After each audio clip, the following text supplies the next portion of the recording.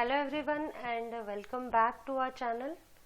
So let us continue with the female reproductive system.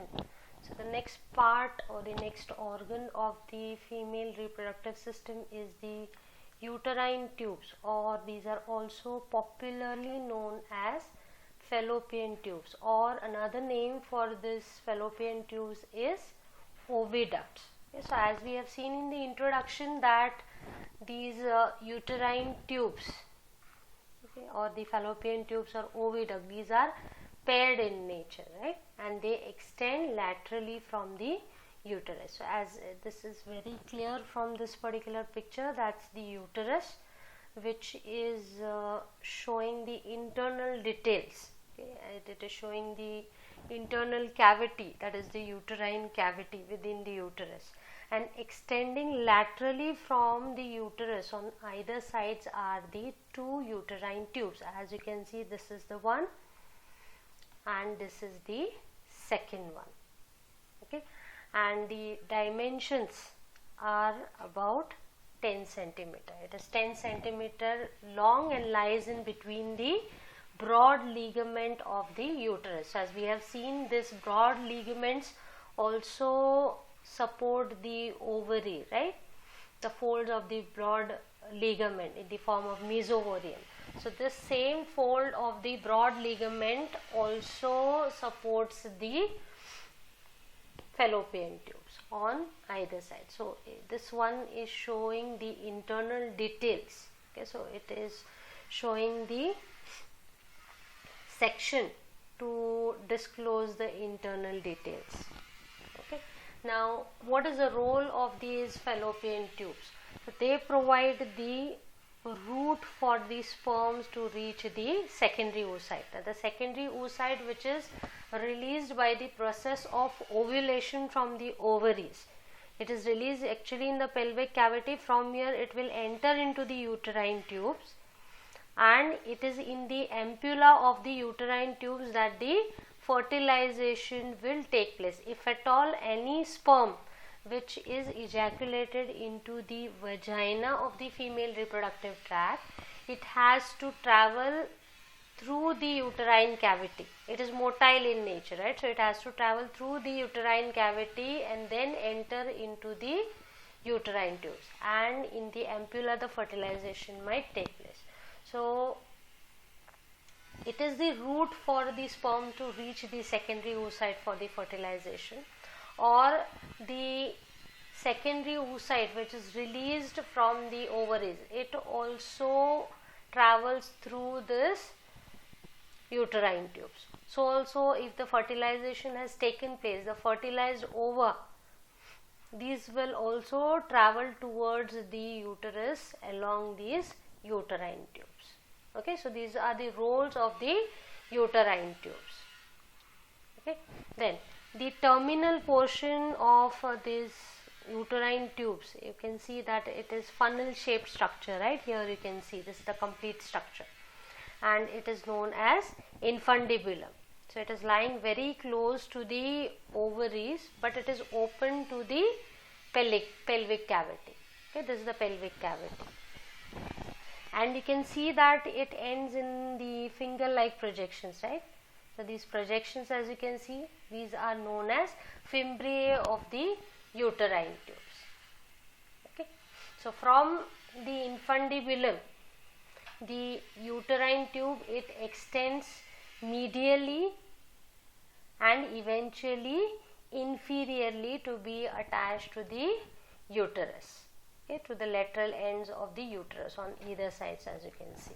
Okay, then coming to the parts of the uterine tube, as we can see that this is the infundibulum.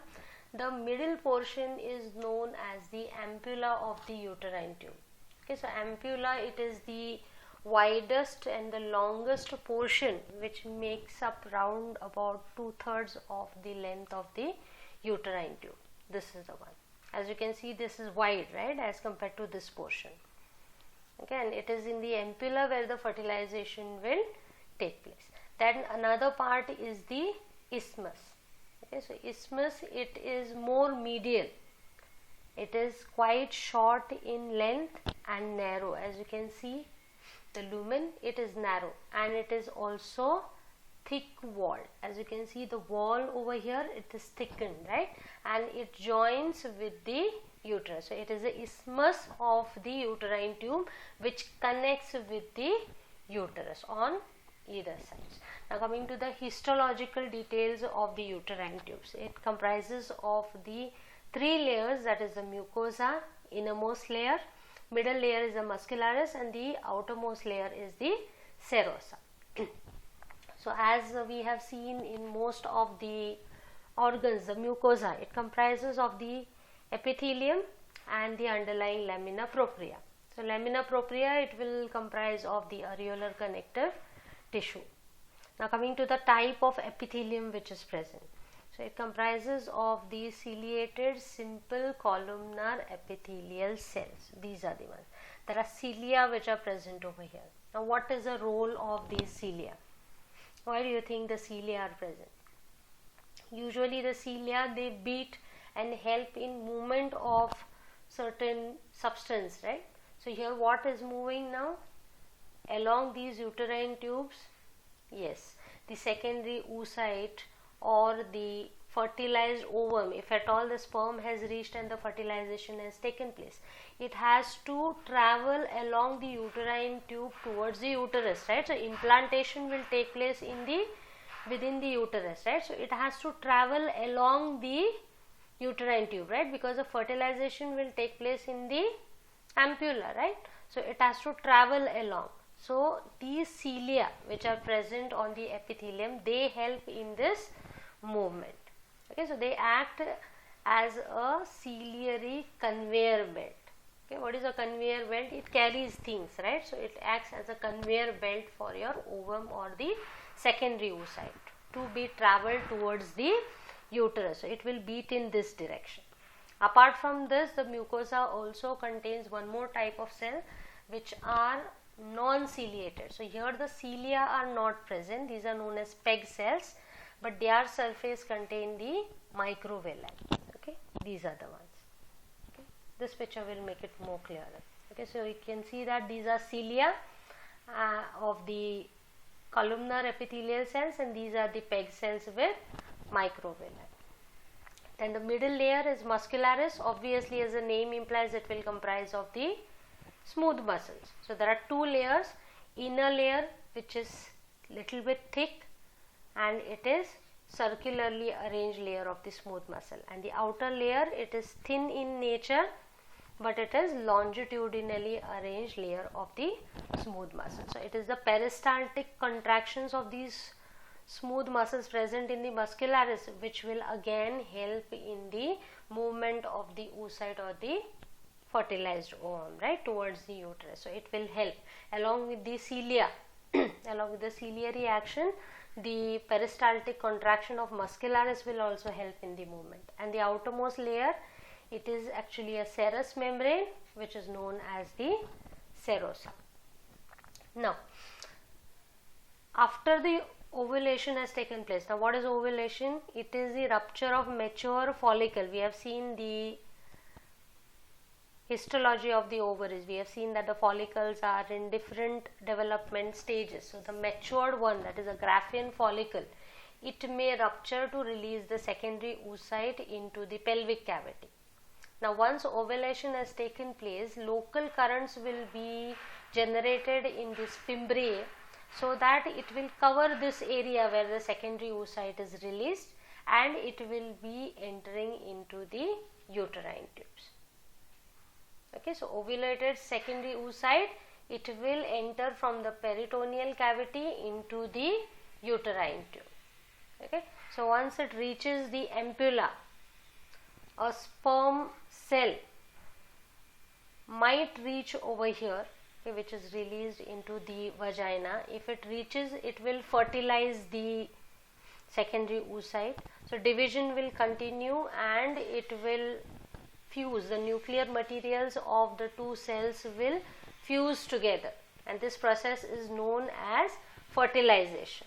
So few hours after the union of the sperm and the secondary oocyte, fertilization will take place. That is, the nuclear material will fuse together. Okay, so this fertilization, it can take place up to about 24 hours after the ovulation has taken place. So once the fusion has taken place, the diploid fertilized ovum, now it is diploid in nature because the two nuclear material has fused together. So now it is formed a zygote. So this zygote will start developing. The cell division will begin and it will start moving towards the uterus. So it will take around about 6 to 7 days after ovulation to reach the uterus. And if at all any sperm does not reach over here, the secondary oocytes, they will get degenerated. The unfertilized secondary oocyte, they will get degenerated. Okay, so this is to do with the fallopian tubes or the uterine tubes or the oviduct, which are paired in nature. This is the reference. Thank you for watching.